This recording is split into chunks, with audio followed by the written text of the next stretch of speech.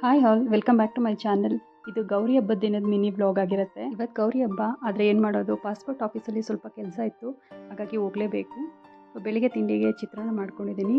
ಹಾಗೆ ತಿಂಡಿ ಆದ ನಂತರ ಒಂದು ಸ್ಟ್ರಾಂಗ್ ಕಾಫಿನ ಮಾಡ್ಕೊಂಡಿದ್ದೀನಿ.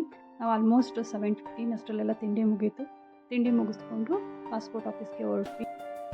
ಬೆಳಿಗ್ಗೆ ಬೇಗನೆ ಸ್ಲಾಟ್ ಬುಕ್ ಆಗಿದ್ದರಿಂದ ಬೇಗನೆ ಹೋಗಬೇಕಾಯಿತು.